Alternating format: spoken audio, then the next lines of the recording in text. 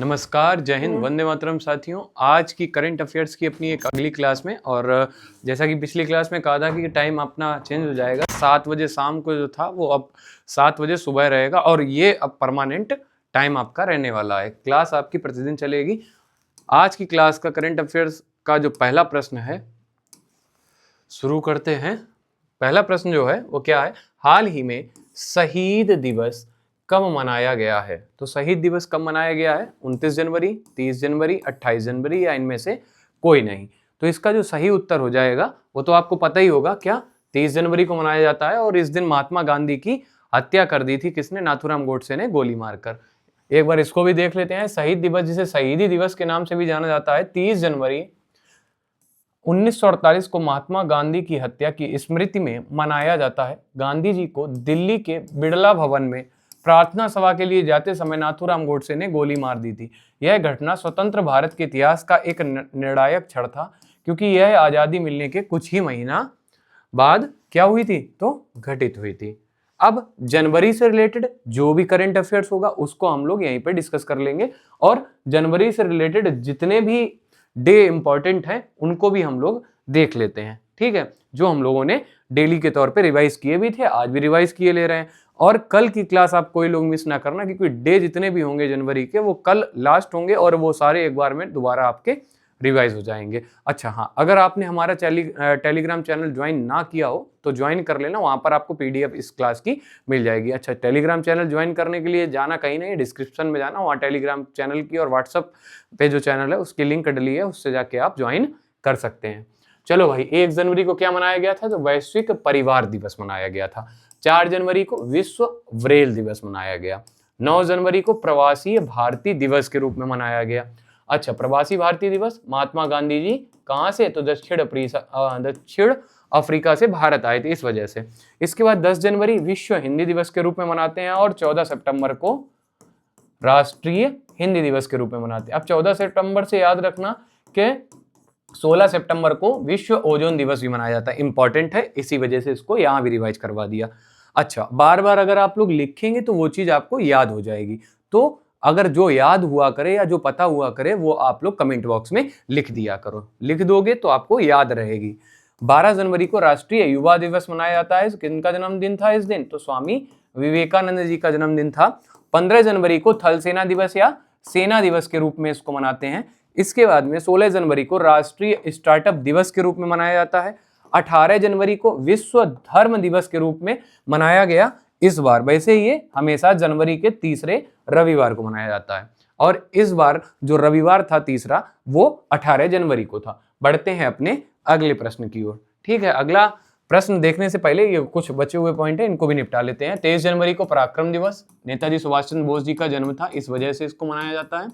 और 24 जनवरी को राष्ट्रीय बालिका दिवस और अंतरराष्ट्रीय शिक्षा दिवस के रूप में मनाया जाता है। 25 जनवरी को मतदाता दिवस के रूप में मनाया जाता है।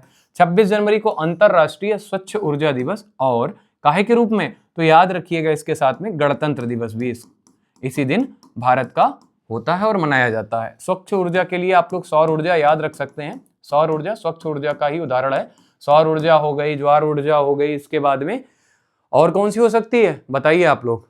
स्वच्छ ऊर्जा के तौर में सौर ऊर्जा, ज्वार ऊर्जा, एक और बताई थी हमने, वो आपको कमेंट बॉक्स में बतानी है। 27 जनवरी को क्या मनाया जाता है? तो नेशनल जियोग्राफिक डे मनाया जाता है। 28 जनवरी को अंतरराष्ट्रीय डाटा गोपनीयता दिवस के रूप में मनाते हैं।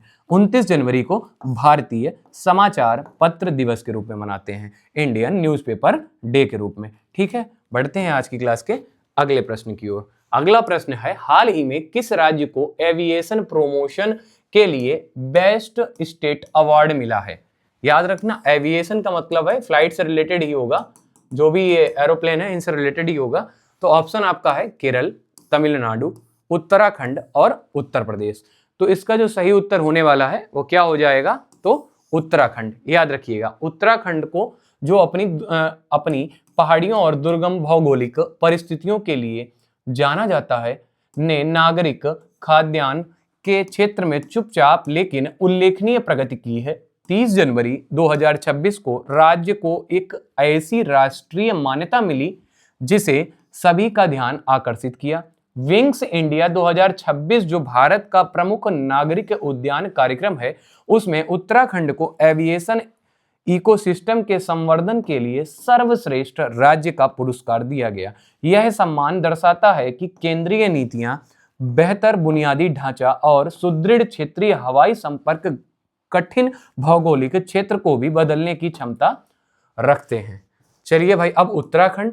तो उत्तराखंड से आपके दिमाग में सबसे पहले जो चीज आनी चाहिए वो ये आनी चाहिए कि उत्तराखंड काहे के लिए फेमस है। तो उत्तराखंड में फूलों की घाटी स्थित है। अच्छा, शांति घाटी कहाँ स्थित है? तो याद रखना केरल में स्थित है। अब फूलों की घाटी तो उत्तराखंड में ही उत्तरकाशी है, केदारनाथ है, बद्रीनाथ है। इसके बाद में उत्तराखंड में हरिद्वार है आपका, और क्या है आप लोग बता सकते हैं? देहरादून भी है। ये तो राजधानी ही हुई। अच्छा, एक नई चीज इस क्लास में, एक नई चीज कि जो अपनी गंगा नदी है उत्तराखंड में किस जगह पर आके गंगा नाम से जानी जाती है, ये आपके लिए प्रश्न है। इसका उत्तर आपको कमेंट बॉक्स में देना है। कल एक बच्ची ने, जिसका नाम सोनिका है, उससे प्रश्न क्लास में कल पूछा गया था, उस बच्ची ने उसका उत्तर दिया था और सही उत्तर दिया था उसने। ठीक है, तो आप लोग भी उत्तर दीजिएगा तो आप लोगों का नाम यहाँ पे लिया जाएगा। चलिए भाई। अच्छा, कैपिटल उत्तराखंड की देहरादून है। चीफ मिनिस्टर पुष्कर सिंह धामी, याद रखिएगा। गवर्नर गुरमीत सिंह। इसके बाद में उत्तराखंड में विधानसभा की सीटों की संख्या 70 है, लोकसभा के सदस्यों की संख्या 5 है और राज्यसभा के सदस्यों की संख्या 3 है। अच्छा, उत्तराखंड, तो उत्तराखंड का राजकीय जो पक्षी है वो कौन सा है? हिमालयन मोनाल। क्या है? हिमालयन मोनाल। अच्छा, हिमालयन मोनाल से आपको एक बात और याद रखनी है, ये एक देश का अर्थात एक राष्ट्र का भी राष्ट्रीय पक्षी है। यहां पर ये राजकीय है, वहां पर वो राष्ट्रीय है, याद रखिएगा। तो वो देश है कौन सा? तो याद रखिएगा देश का नाम है क्या? तो नेपाल। ठीक है, बढ़ते हैं अपने उत्तराखंड से रिलेटेड जो भी पॉइंट हैं, जो भी लास्ट 6 महीने में पूछे गए हैं, उन सभी को हम लोग एक बार यहीं पे रिवाइज कर लेते हैं, या जो भी करंट में रहे उनको भी हम लोग देख लेते हैं। इनमें से कई सारे प्रश्न ऐसे हैं जो भी 1-2 एग्जाम हुए उनमें पूछे भी गए हैं। 47वें अखिल भारतीय जनसंपर्क सम्मेलन का आयोजन उत्तराखंड में किया गया। उत्तराखंड सरकार ने दिसंबर 2025 से राज्य में प्रवेश करने वाले सभी वाहनों पर ग्रीन टैक्स लगाने की घोषणा की। उत्तराखंड सरकार ने यूसीसी के तहत विवाह पंजीकरण नियमों को आसान बनाया। उत्तराखंड मदरसा बोर्ड को खत्म करने वाला पहला राज्य बना। उत्तराखंड को पहले एनवीडिया संचालित AIHPC सुविधा मिली। उत्तराखंड मंत्रिमंडल ने धार्मिक स्वतंत्रता संशोधन विधेयक 2025 को मंजूरी दी। उत्तराखंड सरकार ने स्वास्थ्य सीमा अभियान शुरू करने के लिए ITBP के साथ समझौता किया, याद रखिएगा। अच्छा, उत्तराखंड से एक चीज और याद रखिएगा, भारत का पहला national park Jim Corbett Uttarakhand में है। उत्तराखंड के किस जिले में है? तो याद रखना नैनीताल जिले में। इसके बाद में जिम कॉर्बेट का पहले नाम क्या था? तो हैली नेशनल पार्क, और वर्तमान में नाम जिम कॉर्बेट। इसके बाद में जिम कॉर्बेट से ही रामगंगा नदी निकलती है, जो कि आके कन्नौज में ही आके गंगा नदी से मिल जाती है। बढ़ते हैं अपने आज की क्लास के अगले प्रश्न की ओर, लेकिन उससे पहले एक जो लास्ट पॉइंट रह गया, जो अभी परसों या 1-2 दिन पहले की क्लास में ही हम लोगों ने पढ़ा था, उसको भी रिवाइज कर लेते। उत्तराखंड के ओक के जंगलों में एक दुर्लभ मशरूम की खोज हुई थी, याद है? अभी परसों नरसों की बात है, तो ये भी याद रखना। अगला प्रश्न, हाल ही में किस राज्य में मुख्यमंत्री यति कोली द्वितीय पाठ योजना शुरू की गई है? तो वो कौन सा राज्य है? केरल, असम, जम्मू कश्मीर, या इनमें से कोई नहीं। तो वो आपका जो राज्य था जिसमें कौन सी, तो मुख्यमंत्री यति कोली द्वितीय पाठ योजना शुरू की गई, वो राज्य है असम, याद रखिएगा। ठीक है, चाय के बागान में समुदायों के लिए एक महत्वपूर्ण कल्याणकारी कदम उठाते हुए एक नई वित्तीय सहायता योजना की घोषणा की गई। असम सरकार ने मुख्यमंत्री यति कोहली पाठ योजना यति कोली द्वितीय पाठ योजना की शुरुआत की है, जिसके तहत राज्य भारत के चाय बागान श्रमिकों को एक मुश्त वित्तीय सहायता दी जाएगी। यह पहला असम की अर्थव्यवस्था में चाय श्रमिकों के ऐतिहासिक योगदान को मान्यता देती है और चाय उत्पादक क्षेत्र में सामाजिक सुरक्षा, सम्मान और समावेशी विकास को मजबूत करने का लक्ष्य रखती है। अच्छा, अब असम, तो असम को मैप में देखते हैं। असम अगर आप लोगों को पता है तो याद रखिएगा, ये रहा असम, ये पूर्वोत्तर भारत का राज्य है। ठीक है, असम की जो कैपिटल है वो क्या है, दिसपुर। यहाँ की चीफ मिनिस्टर का नाम है हेमंत विश्व शर्मा। क्या नाम है, हेमंत विश्व शर्मा। इसके बाद में गवर्नर जो यहाँ के हैं वो हैं लक्ष्मण आचार्य। कौन है, लक्ष्मण आचार्य। यहाँ पर लोकसभा की सीटों की संख्या 14 है, राज्यसभा की 7 और विधानसभा की 126 सीटें। अच्छा, असम से एक चीज याद रखना, चाय उत्पादन में असम प्रमुख भूमिका भारत में निभाता है। ठीक है, पूर्व का अमेज़न देहिंग पटकाई राष्ट्रीय उद्यान को कहा जाता है। याद रखना, ये असम में ही स्थित है और इसको पूर्व का अमेज़न के नाम से जाना जाता है। किसे, तो अमेज़न के नाम से जाना जाता है देहिंग पटकाई राष्ट्रीय उद्यान। ठीक है, असम के चराईदेव जिले में स्थित अहोम राजवंश की टीलेनुमा दफन प्रणाली अर्थात मैदान ही है 2 दिसंबर को असोम दिवस के तौर पर मनाया जाता है। बढ़ते हैं अपने असम से रिलेटेड जो भी पॉइंट है लास्ट 6 महीने में आए उनको हम लोग यहीं पर रिवाइज कर लेते हैं। असम में अवैध शिकार को रोकने के लिए एआई संचालित थर्मल ड्रोन निगरानी प्रणाली का उद्घाटन किया गया। असम के राज्यपाल ने मूल्य आधारित शिक्षा के लिए संस्कारशाला का शुभारंभ किया। असम ने शून्य गैंडा शिकार हासिल किया। अच्छा, असम के काजीरंगा नेशनल पार्क में याद रखना एक सींग वाला गैंडा पाया जाता है और इसका शिकार बहुत ज्यादा हो रहा था। इसकी जो सींग होती है ना नाक के पास में, उसको बहुत ज्यादा क्या हो रहा था, उसके लिए तस्करी हो रही थी, व्यापार हो रहा था, जिस वजह से इनकी हत्या की जा रही थी। अब ये एकदम शून्य गैंडा शिकार हासिल करने का इसने लक्ष्य प्राप्त कर लिया है। बॉम्बे नेचुरल हिस्ट्री सोसाइटी जनवरी 2026 में 6 गंभीर रूप से लुप्त प्राय गिद्धों को असम में छोड़ेगी। असम की नुमालीगढ़ रिफाइनरी लिमिटेड को 27 वन नवरत्न स्टेट से मिला। कक्षा 10 के विद्यार्थियों के लिए बोर्ड परीक्षाओं की तैयारी में मदद करने के लिए असम में प्रेरणा योजना शुरू की गई। अच्छा, असम से एक चीज और याद रखना, मानस नेशनल पार्क असम में स्थित है। दुनिया का सबसे बड़ा नदी द्वीप जो कि ब्रह्मपुत्र नदी पे स्थित है उसका नाम है माजुली द्वीप, वो भी असम में स्थित है। ठीक है, इसके बाद में एक चीज और याद रखना, अभी हाल ही में यूरिया संयंत्र, भारत का पहला यूरिया संयंत्र असम में लगाया जा रहा है, ये भी आप लोग याद रखना। ठीक है, असम के कहां पे, तो याद रखना जिले का नाम है नुमालीगढ़, यहीं पर लगाया जा रहा है। बढ़ते हैं अपने अगले प्रश्न की ओर। हाल ही में कहां का विश्व प्रसिद्ध जीवित जड़ पुल यूनेस्को की विश्व धरोहर स्थल हेतु नामांकित हुआ है। याद रखिएगा, प्रश्न में पूछा गया जो यूनेस्को की विश्व धरोहर स्थल है उसमें नामांकित किया गया है जिसका नाम है जीवित जड़ पुल और सबसे प्राचीन भी है यहाँ का। तो आपके विकल्प हैं असम, मणिपुर, मेघालय और त्रिपुरा।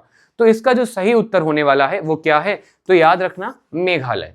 अच्छा, मेघालय में ही ये क्या, तो यूनेस्को से याद रखना, कल जो बच्ची जो सोनिका थी जिसने उत्तर दिया था यूनेस्को का हेडक्वार्टर पूछा था, हमने ये कहा था कि पेरिस में काहे का हेडक्वार्टर है, तो यूनेस्को का पेरिस में ही है, याद रखना। और यूनेस्को तो ये एक ऐसी संस्था है जो अगर देखा जाए तो ये एजुकेशन और साइंस और कल्चर के क्षेत्र में जो भी चीजें फेमस होती हैं उनको ये क्या करती है, संरक्षण प्रदान करती है। तो United Nation Educational and Scientific and Cultural Organization, ये हो गया यूनेस्को का फुल फॉर्म, हेडक्वार्टर पेरिस में स्थित है। चलिए भाई बढ़ते हैं, अब बात आती है मेघालय की। तो मेघालय से याद रखना मेघालय की राजधानी कहाँ स्थित है, तो मेघालय की राजधानी शिलांग में स्थित है। चीफ मिनिस्टर कोनराड संगमा, याद रखिएगा, गवर्नर CH विजया शंकर यहाँ के क्या है, तो गवर्नर हैं। लोकसभा की 2 सीटें हैं, राज्यसभा में 1 सीट और विधानसभा की 60 सीटें हैं। कहां पे, तो मेघालय में। अच्छा, मेघालय में याद रखना 3 पहाड़ियां बड़ा फेमस हैं, खासी, गारो और जयंतियां। कौन कौन सी, गारो, खासी और जयंतियां, ये 3 पहाड़ी हैं। अच्छा, एक चीज और याद रखना, विश्व की सबसे ज्यादा वर्षा कहां होती है, तो याद रखना मेघालय का एक जिला है चेरापूंजी और वहां पर एक जगह है जिसका नाम है मासिनराम, वहां पर विश्व की सर्वाधिक वर्षा होती है, ये रिकॉर्ड किया गया, याद रखिएगा। अब मेघालय से रिलेटेड लास्ट जितने भी 6 महीने में इंपॉर्टेंट पॉइंट्स बनते थे उन सभी को हम लोग यहाँ पर रिवाइज कर लेंगे, जो कि करंट से रिलेटेड है। मेघालय ने अपनी पहली महिला मुख्य न्यायाधीश रेवती मोहिते डेरेवनी। मेघालय सरकार ने कक्षा 1 तक पाठ्यक्रम में खासी और गारो को अनिवार्य किया। ये एक भाषा है, पहाड़ियों के साथ ये भाषाएं भी हैं और इनको अनिवार्य कर दिया गया। मेघालय सरकार ने फुटबॉल को बढ़ावा देने हेतु नॉर्थ ईस्ट यूनाइटेड FC अर्थात फुटबॉल काउंसिल के साथ समझौता किया। मेघालय सरकार ने शरद ऋतु कैलेंडर 2025 लॉन्च किया। मेघालय में 2 नई बुश फ्रॉग प्रजातियां की खोज की गई। अच्छा, ये फ्रॉग अर्थात मेढकों की खोज की गई, जो कि बुश नाम के एक मेढक की प्रजाति थी, उसकी और भी खोज हुई उसी बुश मेढक की प्रजाति में। वेह देखलम महोत्सव जो है वो कहाँ होता है, तो मेघालय में मनाया गया। मेघालय में 2 दिवसीय रासोंग राष्ट्रीय आदिवासी संगीत महोत्सव संपन्न हुआ। याद रखिएगा। बढ़ते हैं अपने अगले प्रश्न की ओर। अगला प्रश्न है, हाल ही में भारत ने अपना पहला AI पावर्ड यूनिवर्सिटी कहाँ लॉन्च किया है? तो आपके ऑप्शन है पुणे, मुंबई, बेंगलुरु और मेरठ। तो इसका जो सही उत्तर होने वाला है वो क्या है? मेरठ। तो मेरठ में भारत ने अपना पहला AI पावर्ड यूनिवर्सिटी लॉन्च किया। याद रखना, मैं किसके साथ किया? तो गूगल क्लाउड और चौधरी चरण सिंह विश्वविद्यालय, और ये कहाँ स्थित है? मेरठ में ही है। इसके साथ में ये लॉन्च किया। बढ़ते हैं, अब इस साल में जो भी प्रमुख चीजें थीं जो बनाए गए हैं, किसी ना किसी तरह से किसी ना किसी पद पे आए हैं, उनको हम लोग एक बार देख लेते हैं। ओलंपिक काउंसिल ऑफ एशिया का अध्यक्ष शेख जोआन बिन अहमद अल थानी को चुना गया। टाटा कम्युनिकेशंस ने गणेश लक्ष्मी नारायण को MD और CEO नियुक्त किया। अमीलिया वाल्व्रेड को भारतीय महिला फुटबॉल टीम का कोच नियुक्त किया गया। कैजाद भरूचा को HDFC बैंक के पूर्णकालिक निदेशक के रूप में नियुक्त किया गया।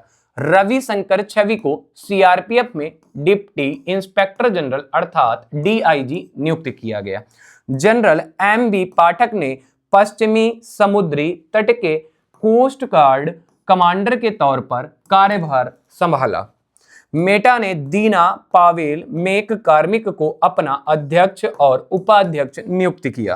केंद्रीय सतर्कता आयोग के सतर्कता आयुक्त के रूप में प्रवीण वशिष्ठ को नियुक्त किया गया। बढ़ते हैं अपने अगले प्रश्न की ओर। अगला प्रश्न जो है वो क्या है? अगला प्रश्न है, हाल ही में रुद्र आर्म्ड हेलीकॉप्टर उड़ाने के लिए क्वालिफाइड होने वाली भारतीय सेवा की पहली महिला अधिकारी कौन बन गई हैं? ऑप्शंस हैं वर्तिका सिंह, शिवांगी सिंह, हंसदा शर्मा या इनमें से कोई नहीं। तो इसका जो सही उत्तर होगा वो क्या होगा? हंसदा शर्मा। ये रही, ये क्या बनी है? तो रुद्र आर्म्ड हेलीकॉप्टर उड़ाने के लिए क्वालिफाइड होने वाली भारतीय सेवा की पहली महिला अधिकारी बनी है। अब अगला प्रश्न, हाल ही में होया नागा NCS नामक पौधे की नई प्रजाति किस राज्य में खोजी गई है? आपके ऑप्शन हैं उड़ीसा, छत्तीसगढ़, नागालैंड या इनमें से कोई नहीं। तो इसका जो सही उत्तर होने वाला है वो क्या है? तो इसका जो सही उत्तर होने वाला है वो है, याद रखना, नागालैंड। ठीक है, तो सही उत्तर नागालैंड। अब नागालैंड, तो नागालैंड से एक चीज याद रखिएगा, नागालैंड की राजधानी कहाँ है? तो कोहिमा। CM यहाँ के कौन है? तो निफ्यू रियो। कौन है? निफ्यू रियो। गवर्नर यहाँ के हैं अजय कुमार भल्ला। लोकसभा की 1 सीट है, राज्यसभा की 1 सीट है और विधानसभा की 60 सीटें यहाँ पर उपस्थित हैं या स्थित हैं। ठीक है, नागालैंड में मिशन वाटरशेड पुनरुत्थान लॉन्च किया गया। नागालैंड के सभी जिलों में वृद्धा आश्रम स्थापित किए जाएंगे। नागालैंड में 2 दिन के 22वें राष्ट्रमंडल संसदीय संघ सम्मेलन का समापन हुआ। PM मोदी ने नागालैंड के पहले एकीकृत एक्वा पार्क की आधारशिला रखी। नागालैंड विश्वविद्यालय के 4 संकाय सदस्यों के प्रतिष्ठित विश्व के सीट से 2% वैज्ञानिकों की सूची में शामिल किया गया। देश में महिलाओं के लिए सबसे सुरक्षित शहर कोहिमा, जो कि नागालैंड की राजधानी है, को माना गया। भारतीय सेवा ने नागालैंड में एक्सरसाइज ड्रोन प्रहार का आयोजन किया। बढ़ते हैं आगे। अगला प्रश्न है, हाल ही में प्रधानमंत्री मोदी ने कहां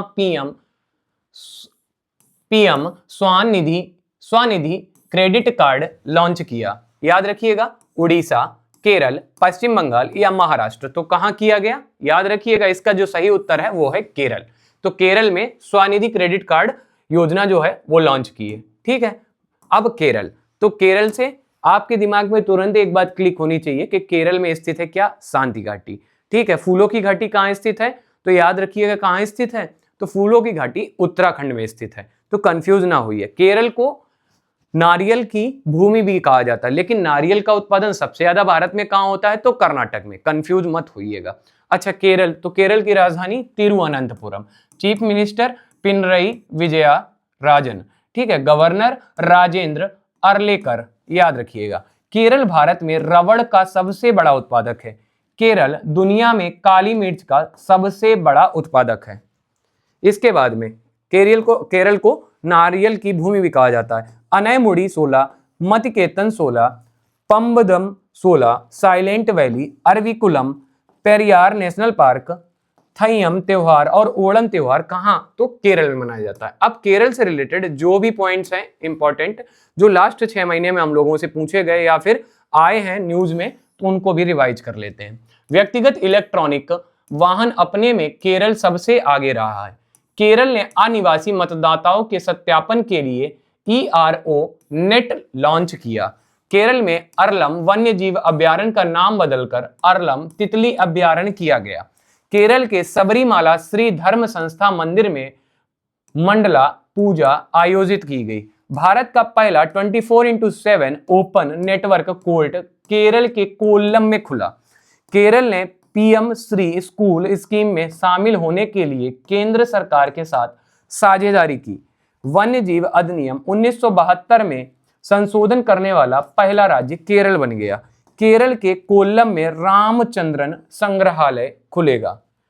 बढ़ते हैं अपने अगले प्रश्न पे। अगला प्रश्न जो है वो क्या है? हाल ही में EU अर्थात यूरोपियन यूनियन ने किस देश के IRGC को आतंकवादी ग्रुप घोषित किया है? तो किसे किया है? ईरान का था वो ग्रुप, पाकिस्तान का, अफगानिस्तान का, या इनमें से कोई नहीं। तो वो जो ग्रुप था जिसको यूरोपीय यूनियन ने क्या किया है, तो IRGC जो ग्रुप का नाम है उसको आतंकवादी ग्रुप का नाम दिया है। तो वो किसने घोषित किया? तो ईरान का ये ग्रुप था।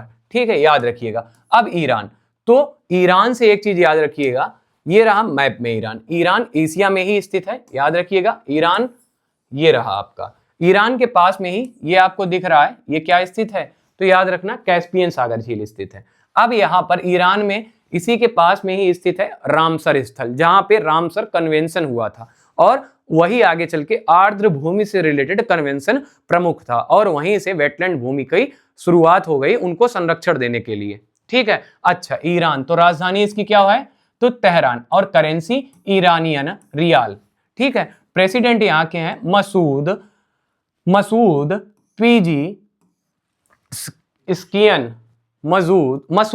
पीज़ेशकियान। ठीक है, ये यहाँ के क्या है? तो प्रेसिडेंट है। आज की क्लास अपनी यहीं तक रहती है। अपने 10 प्रश्न जो भी थे इंपॉर्टेंट वो पूरे कर लिए। और अगर आप लोग वीडियो में नए आए हो, करंट अफेयर्स की क्लास को आप लोग डेली देखना चाहते हो, तो कल से सुबह 7 बजे से ये क्लास अपने आप आपको देखने को मिलेगी। और हर हाल में आप लोग याद रखिएगा, करंट अफेयर्स बहुत इंपॉर्टेंट है और इसका अच्छा खासा वेटेज अब एग्जाम्स में देखने को मिलता है। ठीक है, मिलते हैं अपनी अगली क्लास में। वीडियो को लाइक जरूर कीजिएगा, अगर अच्छी लग रही हो तो चैनल को सब्सक्राइब भी कर लेना, और हाँ, दोस्तों तक भी इसको शेयर करना। ठीक है, जय हिंद साथियों।